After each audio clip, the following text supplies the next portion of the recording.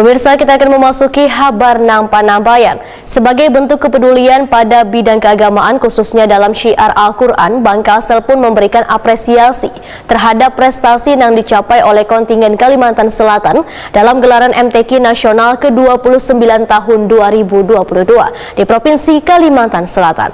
Event akbar nasional yang digelar pada tanggal 10 sampai 19 Oktober 2022 lalu berakhir dengan Provinsi Kalimantan Selatan berada di posisi ketiga.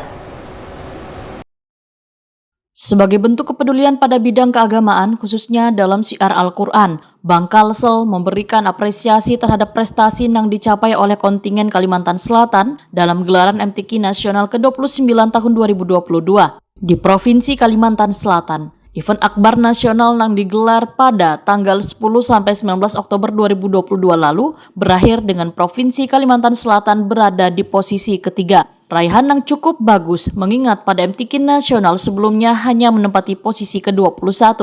Total terdapat 30 santri, santriwati pada 24 kategori berhasil menempati posisi juara 1, 2, 3 hingga harapan 1, 2, wan 3. Melihat pencapaian kontingen Provinsi Kalimantan Selatan tersebut, Bangkalsel Nangjua menjadi sponsor dalam gelaran MTQ Nasional ke-29 tahun 2022.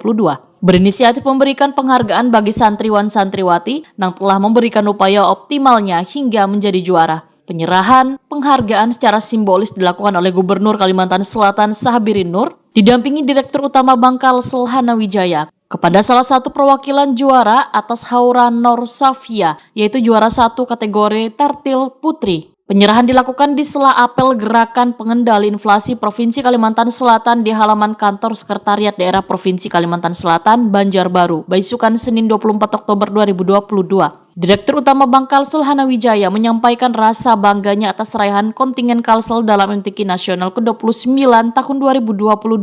Menurut Hanawijaya, capaian kontingen Kalimantan Selatan yang telah memperoleh prestasi luar biasa dan mengharumkan ngaran daerah. Melalui UPZ, maka Bangkalsel memberikan hadiah sebesar Rp161 juta bagi bubuhan juara. Hanawijaya berharap apresiasi ini dapat menjadi stimulus bagi santri-santriwati lainnya untuk terus semangat dalam mensyiarkan Al-Quran, sehingga dapat menjadi amal jariah yang bermanfaat bagi sabarataan urang.